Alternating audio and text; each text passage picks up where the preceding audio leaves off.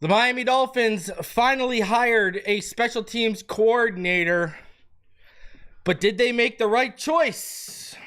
We will talk about that because early impressions are, no, they did not. Amongst other things we will talk about on this episode, man, we are going to talk about Ray Lewis commenting on the Miami Dolphins' identity. Shannon Sharpe absolutely tears into Tyreek Hill, and much more. Smash the like button.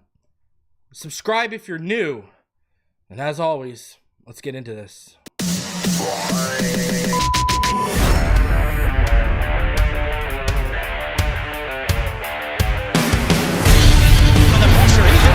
Loses the football. Touchdown! Got it! You have got to be kidding me. Jalen Waddle has a Dolphin touchdown. And he will score! Field down the near side, man open. Touchdown!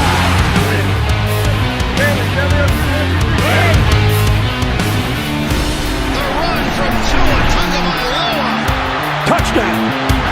He's going deep. It's not over the touchdown again.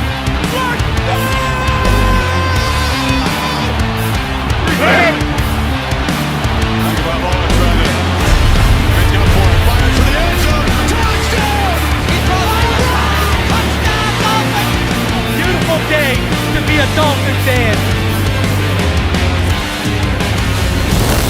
Let's go!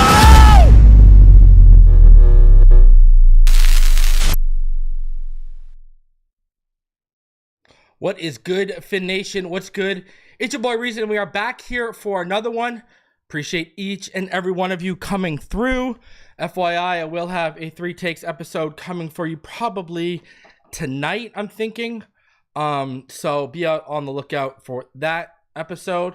All right, 3 Takes coming for my Patreons and channel members only. So got some free agency buzz, some draft buzz, a little bit of stuff in there.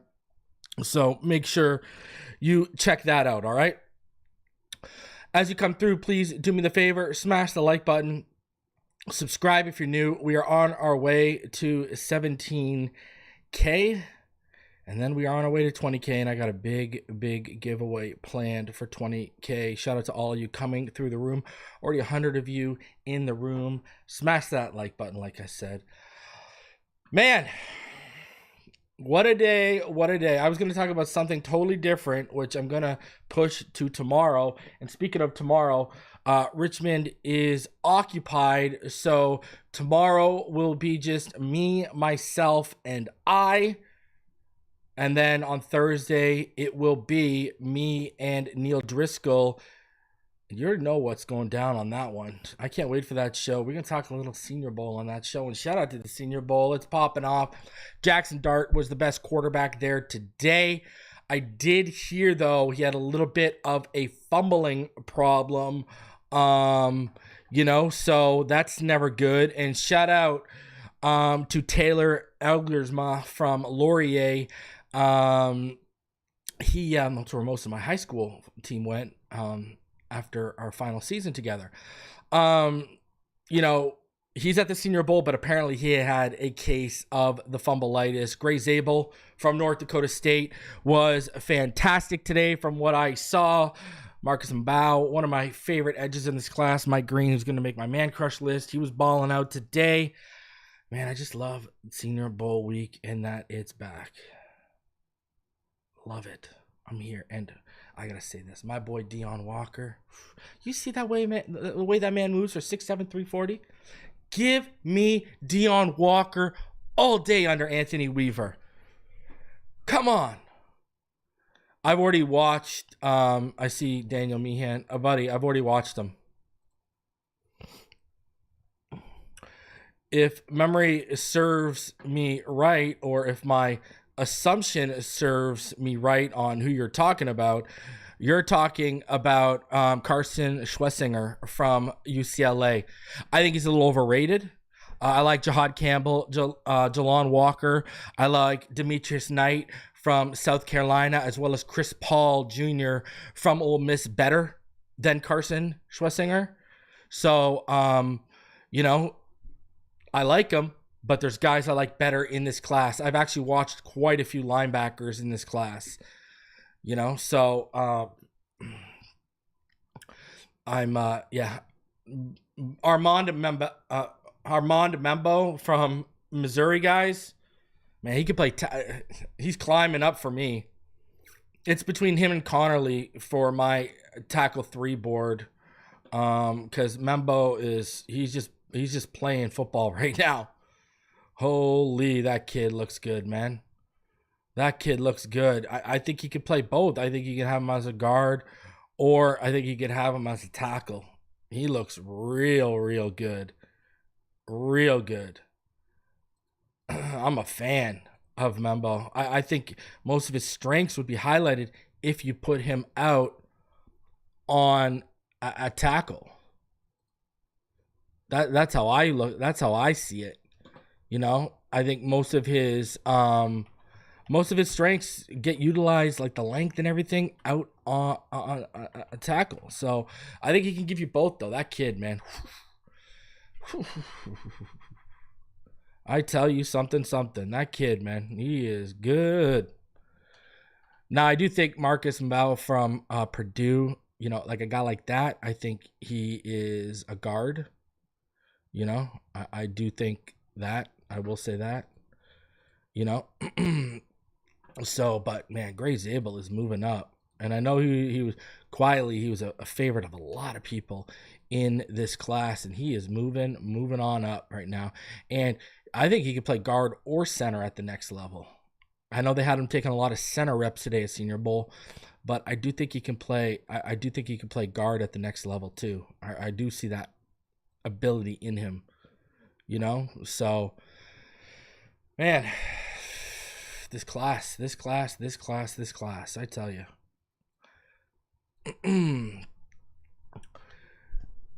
Am I gonna? No, brother. Every year I do my top 25 free agent targets. Go look. Go search in. Go in your search bar. Put Phinside The NFL. Top 25 free agent targets. I do it every year, brother. Every year I give you 25. I don't give you 10. I give you 25. So we're going to, don't worry, I got you. Don't worry, I got you. Season hasn't ended yet.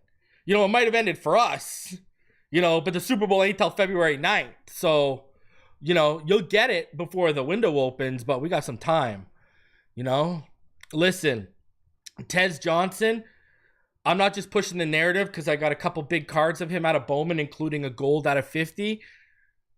I know the measurables aren't great, like 5'9", I think is what he measured at. You get Tank Dell vibes from Tez Johnson, though. You really do get Tank Dell vibes from Tez Johnson.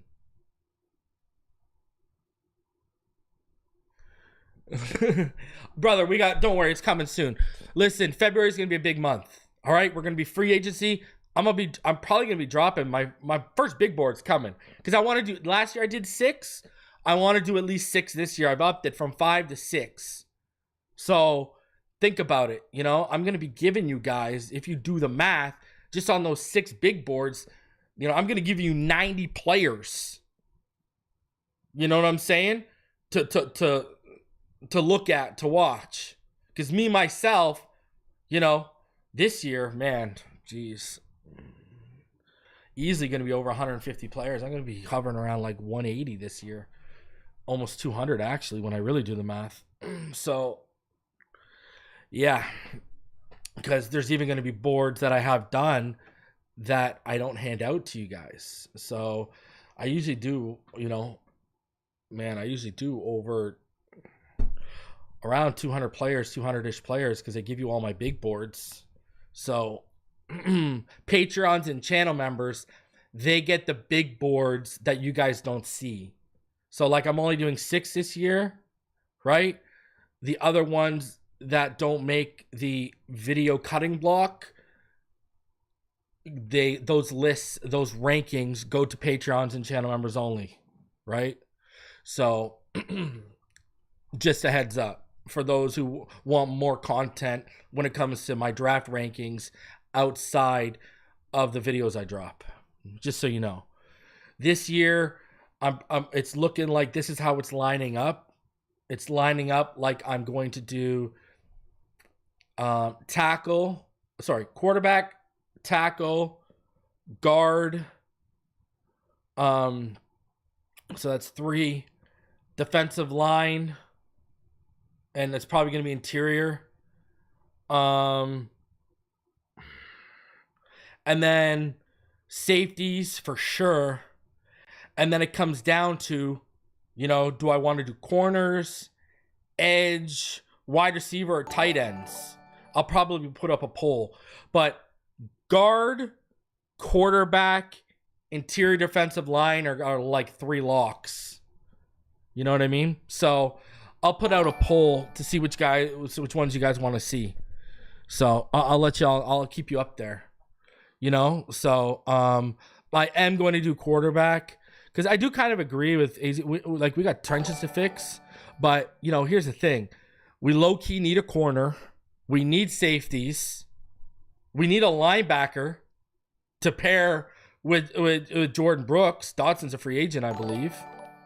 Who knows what's going to happen with Chubb. That's why I really don't start go heavy on big boards until the first wave of free agency, because we'll get some answers and some positions will get filled up, right? Like if they go out and get 3 or 4 guards, I'm probably not going to drop a guard big board. You know what I mean? So we got to let free agency play out a bit, but I will drop a big board before free agency starts. I do that every year. And if you're really good this year, you might get 2. But you'll at least get 1. And I'm telling you right now what that first big board is going to be. That first big board is going to be quarterback. Because I think we should double dip. I think we should get a backup in free agency. And I think we need to get a developmental quarterback in this draft behind him. I've talked about this. Everyone knows I'm the Jaxson Dart guy. I conduct the train, baby. Have been conducting that train. So... and I see people's little weak efforts on Twitter trying to it's not Dart first. Okay.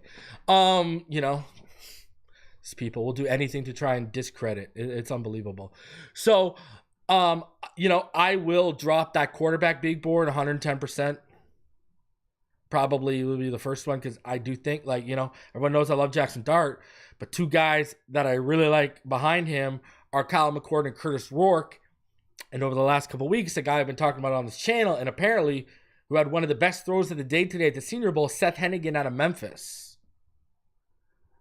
So, those are 4 options I like. If you're going to go high, give me Jaxson Dart. If you are going to go outside of day 1, go get me Kyle McCord, Curtis Rourke, or Seth Hennigan. And where they go will vary. We still got a whole process to go here, right? So,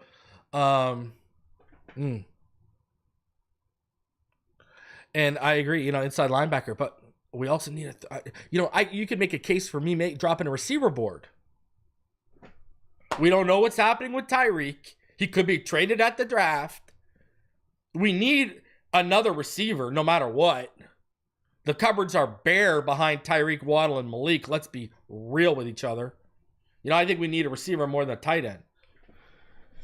So, I don't know. There's options to go. There are plenty of options to go. So I'm going to drop at least 6. I'm going to drop at least 1 before free agency starts. Hell, again, free agency could become a bust and I could end up having to drop 7 big boards. I don't know. So we'll see.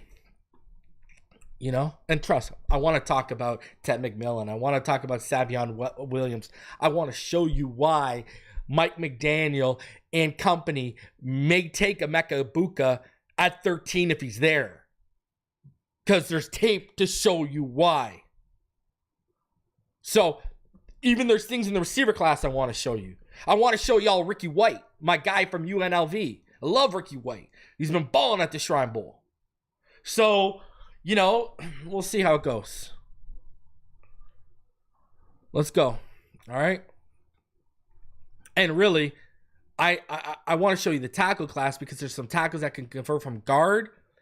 Austin Jackson needs a swing behind. Austin Jackson's always hurt. Kendall Lamb, the swing is probably gone. We don't know what we have in Patrick Paul. Taron Armstead might be leaving, and even if he stays, he's always hurt. We may need another tackle too. Holy jeez.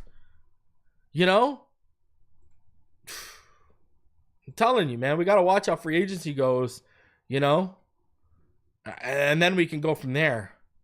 Like, if you do the math here, like, start, like, doing it here, right? We need a developmental quarterback. You know? We need tight ends behind Jonnu Smith. We need wide receivers behind Malik, Tyreek, and Waddle, because we don't know what Tajay Washington's going to be. We need guards. We need tackles. I'm cool with Andrew Meyer as the backup center. Right? Like, holy jeez. And then we're not even off offense yet. Then you go on defense. We need linebackers to pair with Brooks. We need to find Zach Sealer a running mate, especially if Calais Campbell isn't coming back.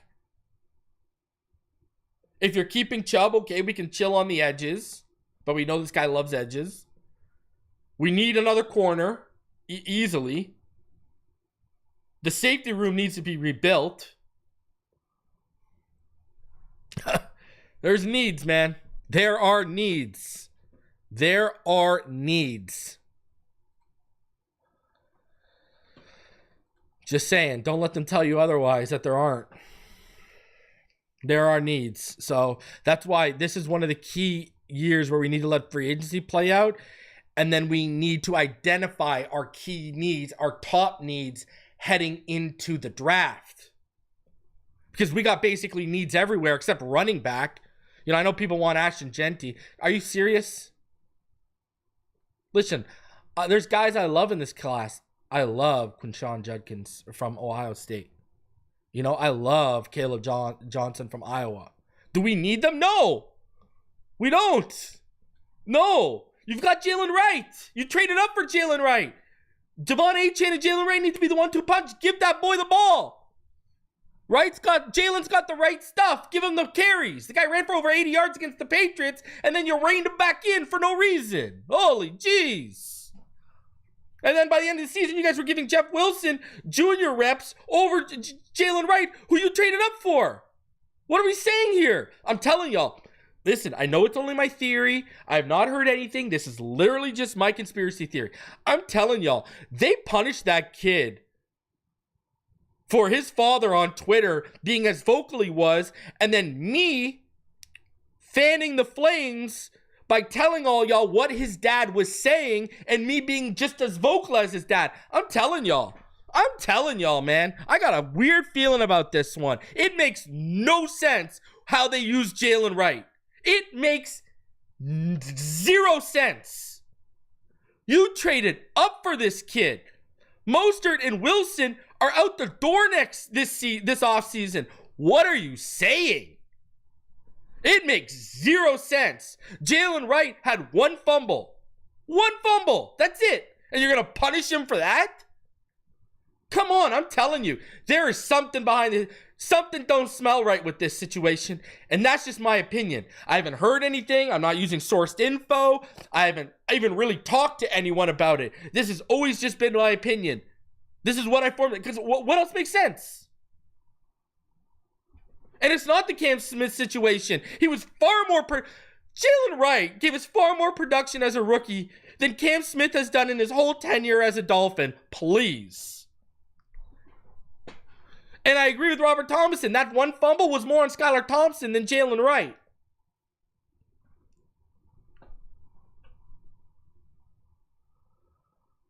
So, I don't know.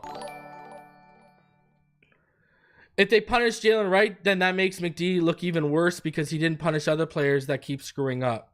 Well, he punished Moser for a while, right? After the fumbles. He finally put his foot down a little bit on him. Hey, listen, maybe he was one of the culprits that was showing up late. I highly doubt it. I'm going to put this out there. I highly doubt it. Okay?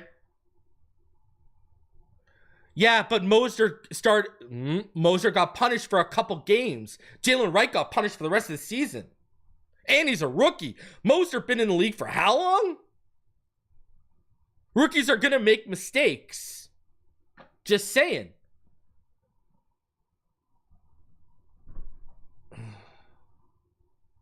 I didn't even lie to you. I got his, I got it somewhere. I got his Bowman first prospect auto. So let's get into this. Well, we got a lot to talk about. We got a lot to talk about today. So before we do, though, this episode, it is sponsored by BetUS. Here's the updated NFL playoff bracket. Oh, you got the Kansas City Chiefs and the Eagles. What a snooze fest. Go Eagles, I guess. As long as the Bills didn't win, that's all I cared about. Go to betus.com right now for all your Super Bowl betting needs. Use promo code YouTube150, that's YouTube150, and get your first three deposits matched up to $2,000 by 150%. 24/7 customer service, some of the quickest payouts in the industry. Shout out to BetUS for supporting the channel. All right, let's get into this. Well, might as well just kick it off, huh? Let's keep the great energy rolling. I've been telling all y'all what's the plan at special teams? I've been talking about this. What's the plan at special teams? Right? We watched John Fassel, one of the best special teams option out there on the open market. We saw him leave the Dallas Cowboys because of McCarthy parting, and the Tennessee Titans scooped them right up. We saw Vrabel retain Jeremy Springer, one of the better special teams coordinators in the NFL. Saw him retain him because he knew his value. While the Miami Dolphins went out and they got Greg Auckerman as their special teams coordinator per source. And oh boy, this isn't good. At all. He is not very good. At all. By the way, I wanted to say, I think I forgot to, so let me do it quick. Shout out to Penn, one of the bigger supporters of this community, always expanding it. She gifted 5 Phinside The NFL memberships. Shout out to Penn. She's awesome. She's amazing. Go follow her on X and Twitter too. All right? So, absolutely, the Miami Dolphins go out and hire one of the worst options. It's not good. It's not good at all. Now, before we get into the rankings, let's get into the story of his firing. The firing comes on the heels of a nightmarish afternoon in which Tennessee had a punt blocked and returned for a touchdown, then had another punt result in a fumble and an injury to the strong-legged Ryan Stonehouse. The 2 turnovers produced 9 points for the Indianapolis in the Colts' comeback win and forced the Titans to turn to veteran kicker Nick Folk to handle the punting duties. Backup quarterback Ryan Tannehill replaced Stonehouse as the team's holder on the field goal unit, leading to Folk's missed extra point attempt, which contributed to the game's progression into overtime and Tennessee's eventual defeat. The Titans were clinging to 1-point lead late in the third quarter when the special teams ship ran aground. Indianapolis overloaded its punt block unit to the right side, freeing safety Nick Cross on a direct path towards Stonehouse. Cross blocked Stonehouse's punt, and the linebacker Grant Stewart scooped up the loose ball, returning it 18 yards for a game-changing touchdown. So more of the same? Is that where we're going here? This is where we're at right now. This is where we are at right now. And it gets worse. It don't get better, it gets worse. Oh my God. Oh my God. So, in case you guys didn't know, Rick Gosselin, his special teams rankings are kind of seen as like the creme de la creme. Like the best that there is. And yeah, it's not good. Like, it's not good at all. So, this is the last year he was a special teams coordinator. It was 2023. It was Greg Auckerman. So, here are your special teams rankings for 2023. All right, let's just get down here. We got to go all the way to the bottom. Tennessee Titans, 21. Miami Dolphins, 31. Now you'd be like, hey, reason, we jumped. That's 10 spots, 2022, his special teams was 14th. 2021, his special teams was 19th. 2020, his special teams was 24th. 2019, his special teams was 18th. 2018, his special teams was 16th. This guy hasn't had a finish above 14th.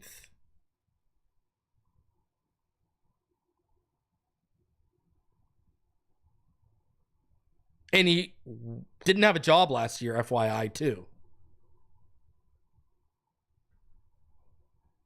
Like, this, you didn't even go get out an average. You didn't even go get an average guy.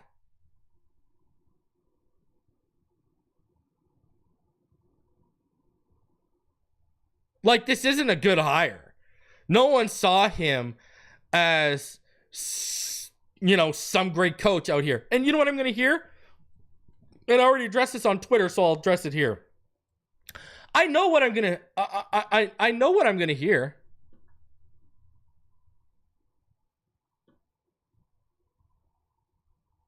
I know what I'm going to hear. I'm going to hear, well, Butch Barry. Remember, everyone was just so low on Butch Barry. Everything was just, Butch Barry. That's what we're going to hear. But guess what? When Butch Barry was the offensive line coach in Denver in 2022, when we had Matt Applebaum, the Broncos ran the ball better than Miami. The Broncos were 9th in pass block win rate under Butch Barry. The Dolphins were 24th in 2022. The Broncos were 4th in run block win rate under Butch Barry, while the Dolphins were 21st in 2022. So we went from a coach who had our offensive line as 24th in pass block win rate to a guy who had his team 9th in pass block win rate, and he had a bunch of injuries. I believe Lloyd Cushenberry and Garrett Bowles were hurt that year as well. And then, as you see, we went up 15 spots in pass block win rate, and we went up 17 spots in terms of the coach we were trading off for. It was evident when you looked at the film and you looked at the analytics. Butch Barry was still getting production. Players might not have liked him, but they were still getting production.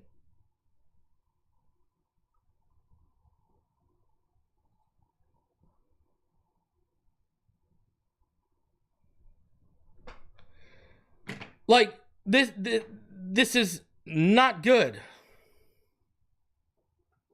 at all. It goes back to the seriousness here. It really goes back to it.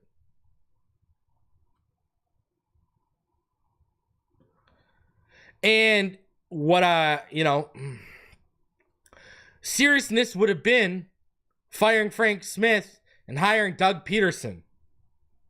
Or firing Frank Smith and elevating Darrell Bevell. Seriousness would have been making a run at Fassel or Springer as soon as Crossman was out the door.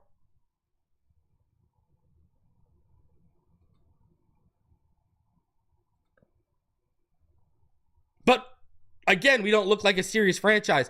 We look like we're making a lateral move.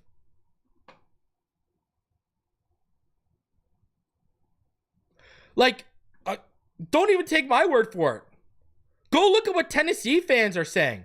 They just upgraded to Fassel with the best special teams option out there. But go look at what they're saying. Tennessee Titans fans are wishing us best of luck. We've literally gone from like 31, 32 to like 25 to 27. That's what we've basically gone from. I know a Dolphin fan asked Titan fans, hey, is this good? Some of them, here's the replies. Lord, no. No. It's worse than you can possibly imagine. No. And these are Tennessee fans. Steelers fan here, no, it's not. Worst guy you could have hired. Worst special teams I've seen under him. Good for the rest of the league.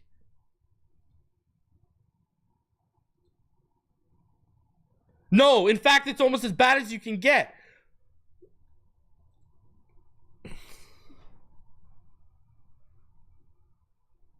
That's it. I don't know.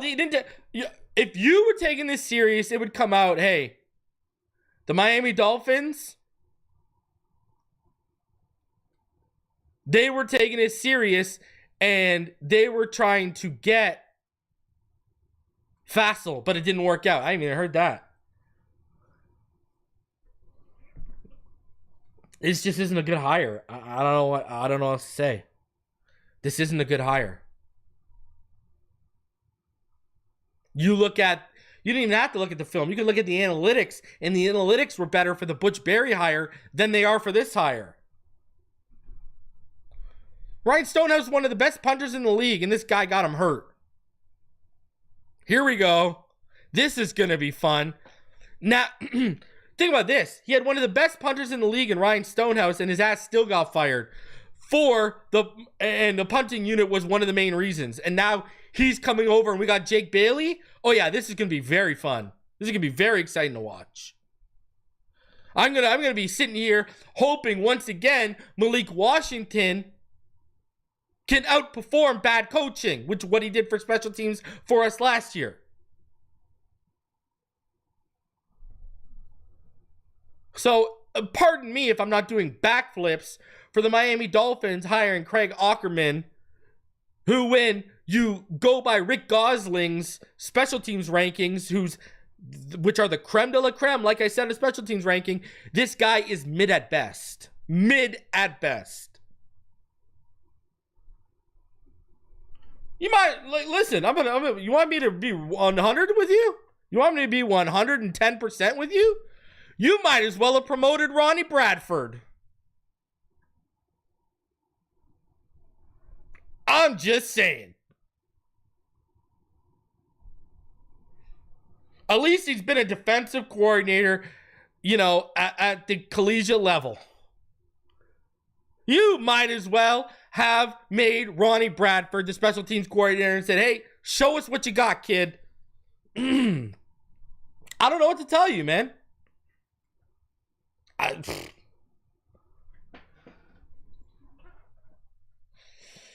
And you got the issue that how many people are looking at this, seeing Reggie McKenzie, like I talked about yesterday. You got the Rats scurrying off the sinking ship. You got Reggie McKenzie not even taking a promotion, taking a lateral move, and taking a lesser job than what he interviewed for. And he chose a rebuild over the current build in Miami to go to Tennessee. You think they can hire? Like, that's another thing. How many people are looking at Greer and McDaniel and saying, yep, dead man walking. There they go.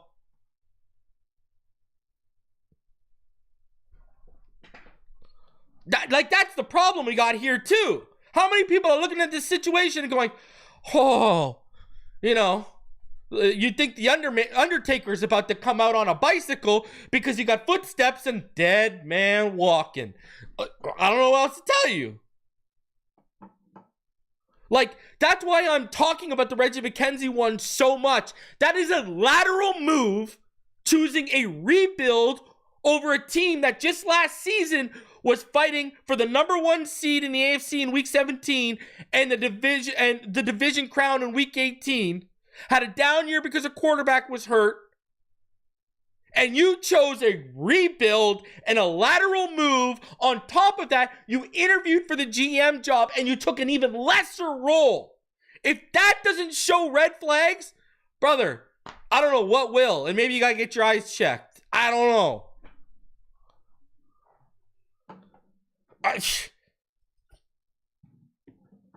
And like I said, if you would have had a guy like McDaniel put his ego aside, because you know why he won't promote Bevell to coordinator, and you know why he won't bring in a guy like Doug Peterson.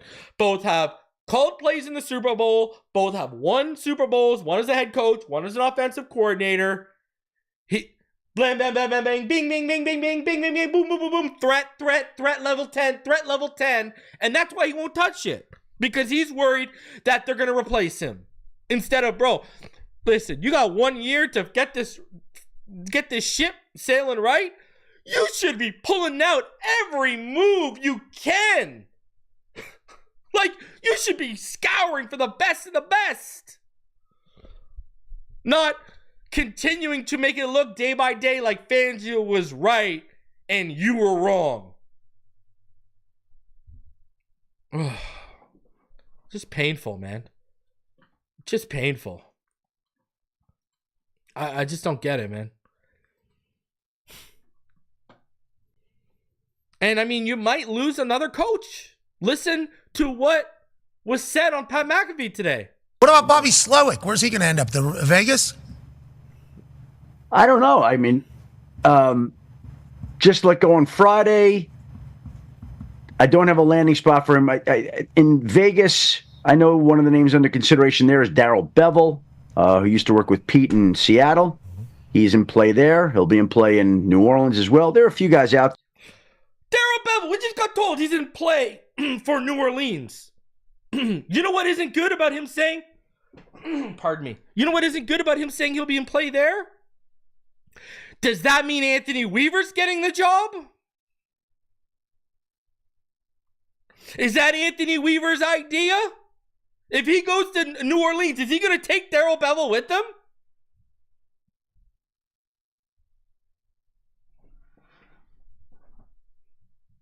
This is just going to get worse and worse.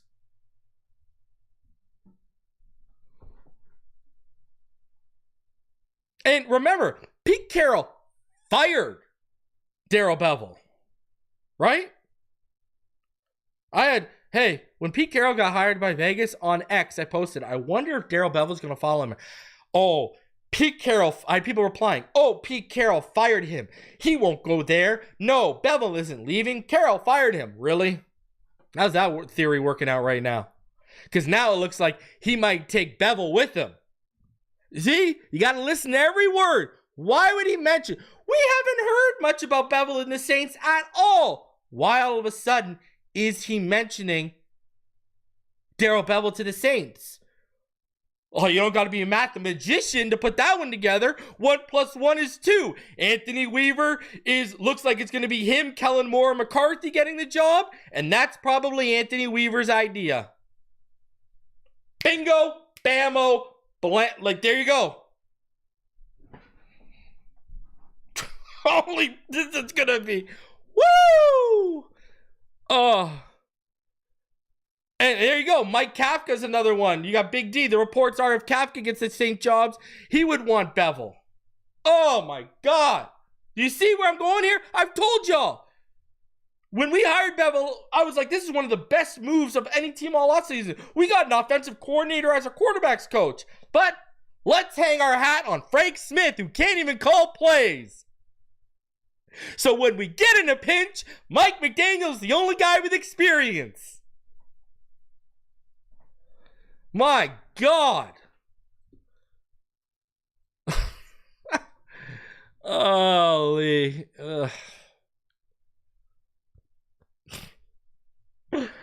Oh, man. I wish, does someone know Christopher Walken or Adam Sandler so I can get that click remote?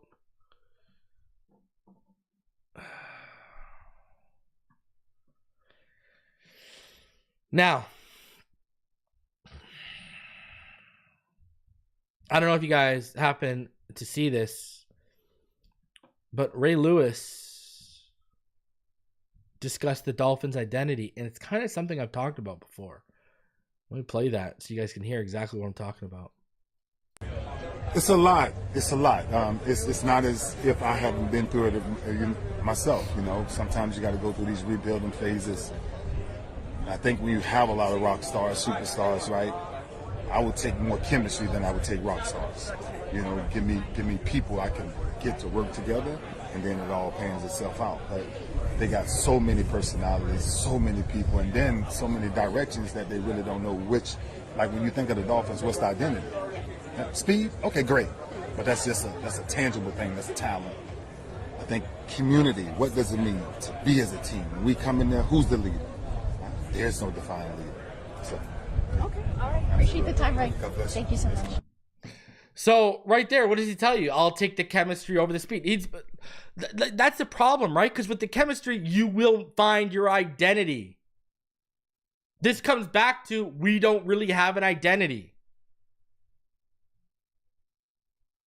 And he's right. He ain't wrong, he's right. Now, we can talk about Ray Lewis, the person off the field, all you want. That's up for discussion. But Ray Lewis on the field is one of the best to ever play the game.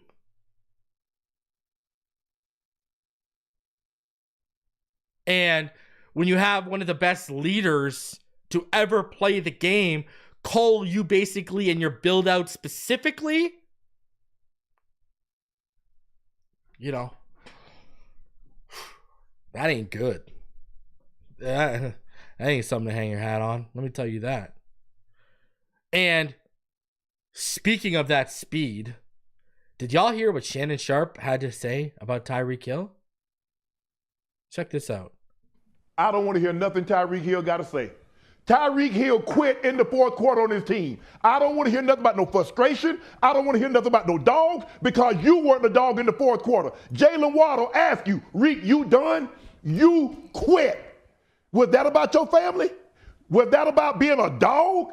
I don't want to hear a damn thing Tyreek Hill is saying because Tyreek Hill quit on his team. No different than what Campbell did to the San Francisco 49ers. The only difference was, Kyle Shanahan came out and said what he had done. He was asked to go back in, and he said he didn't do it. Tyreek Hill quit. And then now what he's trying to do is talk about, man, I'm frustrated. Bro, I played, RC played, DOU played. Everybody that's played this game has been frustrated. Tom Brady's the greatest winner in this game. He's been frustrated, but he didn't quit. You quit. Simple as that. I don't want to hear nothing about no frustration. I don't want to hear nothing about being no dog. I don't want to hear nothing about your family. I hope your family is well. You quit. It disqualifies everything that you said after that.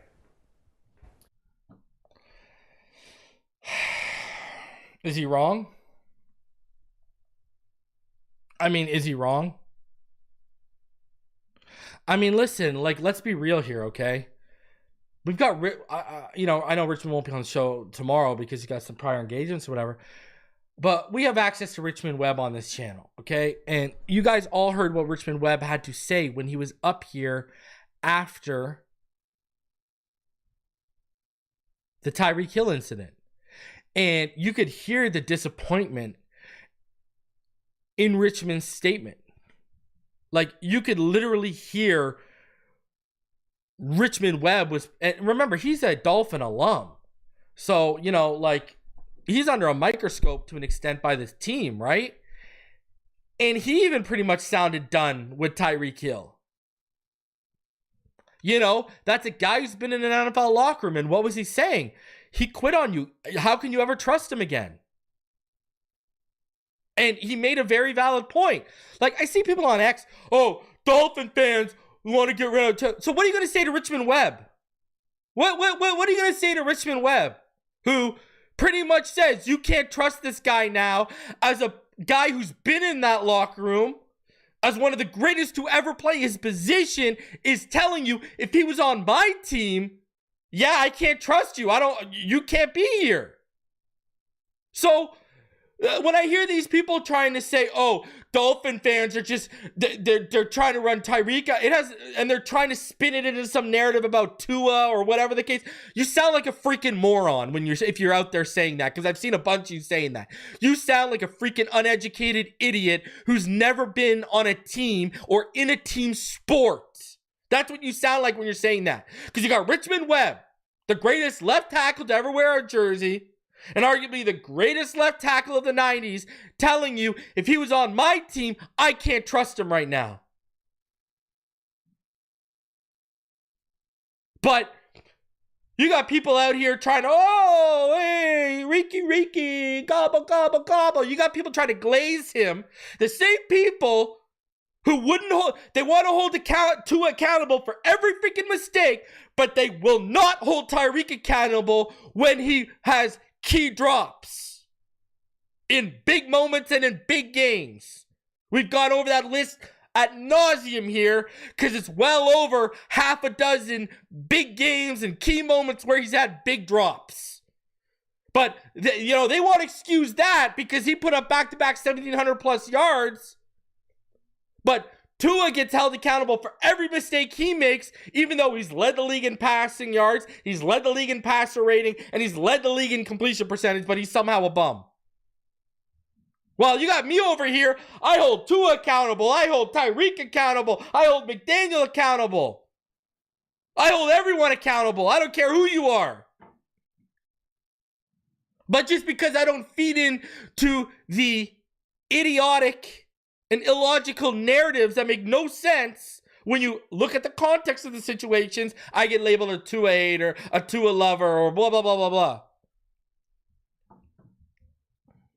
Yeah. Remember, I get labeled as the biggest Tua near, but since since September, I've been telling us to draft Jaxson Dart.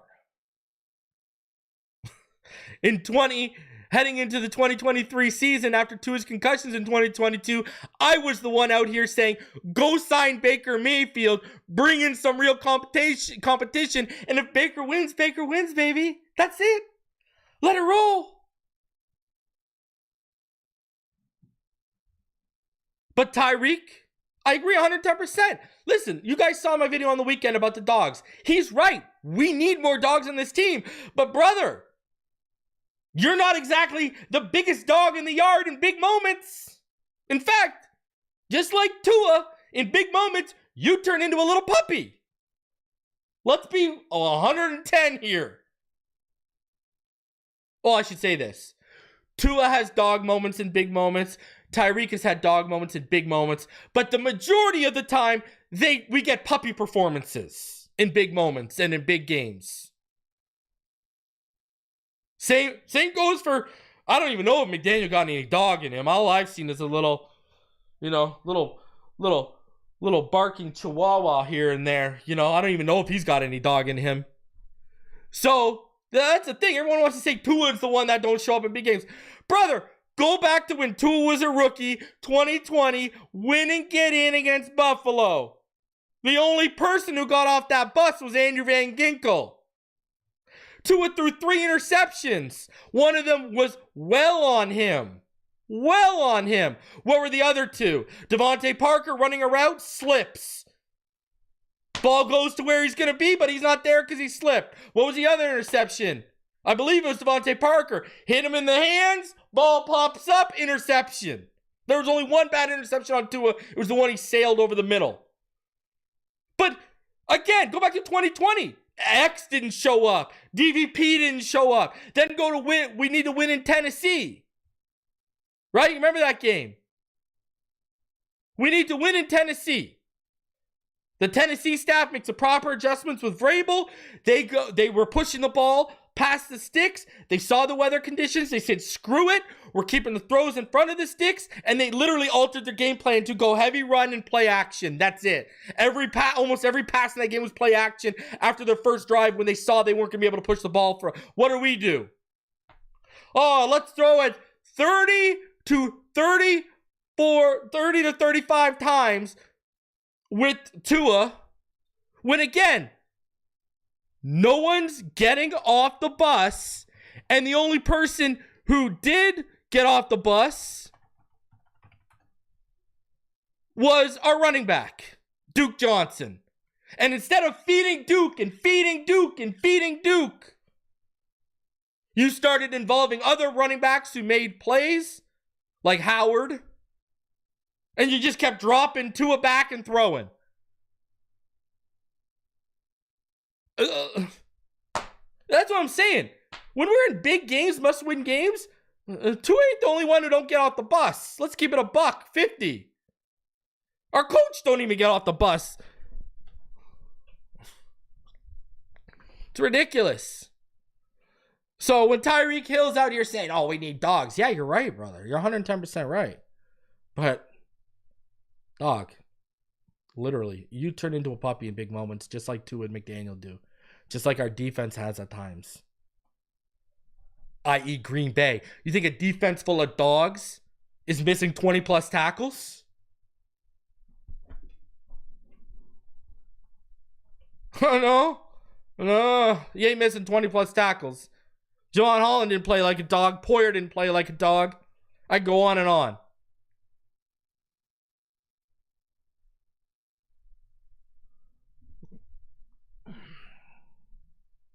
David Long Jr. certainly didn't play like a dog this year. And then you want to know what's something crazy that no one talks about? Do you know how key Zach Seiler is to our defense? He's like the Tua to the offense. What Tua is to the offense, Seiler is to our defense. We probably win the Colts and Tennessee game if Zach Seiler's healthy.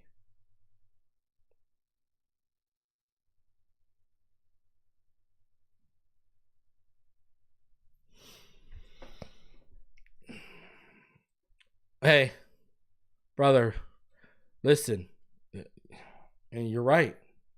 Like Buffalo week 14, Tua left the field with a lead. Defense let us down. Special teams let us down that game as well. Atlanta, Tua has a terrible first quarter amongst all the Deshaun Watson rumors. Has an incredible second half, including a fourth quarter. Gets us the lead, leaves the field with the lead, and Brian Flores' Super Bowl worthy defense blows it. Gives up the middle of the field the whole drive to Matt Ryan and Kyle Pitts. And let's not even forget, hey, Big Nick, don't forget good old Jacksonville too, when Brian Flores got outcoached by Urban Meyer in the final minutes and cost us the game. But those weren't must wins. Now, we look back at them. If you would have handled your business against Atlanta and Jacksonville like Flores and his defense should have, we would have been in the playoffs that year. We would have been in the playoffs that year. Now, that's why we had to win in Tennessee.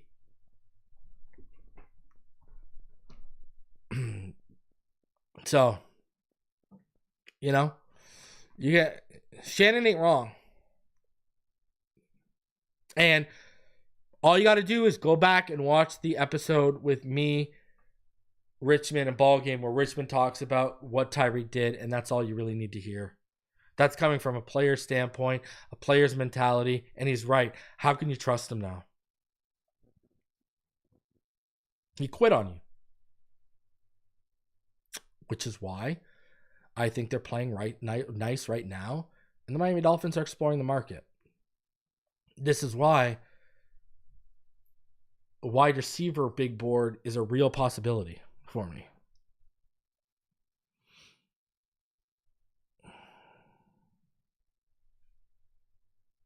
It is what it is.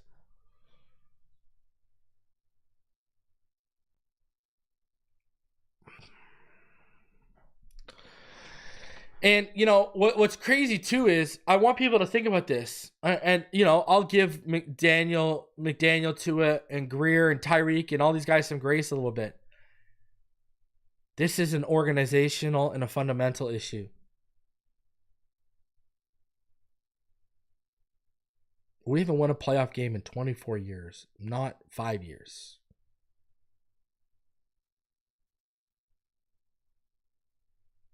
I keep telling y'all, listen, I've defended Greer. I've defended Greer.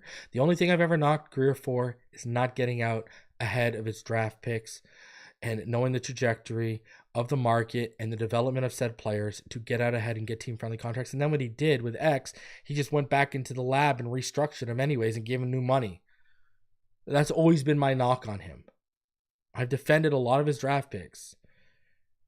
Defended his free agency move because you look at the talent, the roster, the talent on the roster, and it's one of the most talented rosters we've seen. The problem was they built from the outside in. Now, as much as I've defended draft picks, I've also been like, what the hell are you doing with Liam Eichenberg, for example? Go back to that draft. I hated that pick when it happened. Hated Austin Jackson pick when it happened. Hated the Noah Benogany pick when it happened.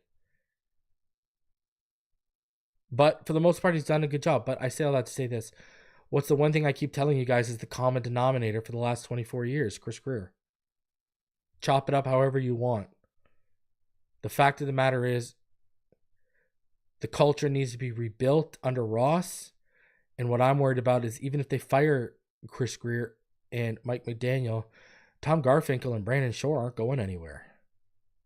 Garfinkel is one of Greer's biggest defenders and supporters. Issues are still going to be in that building.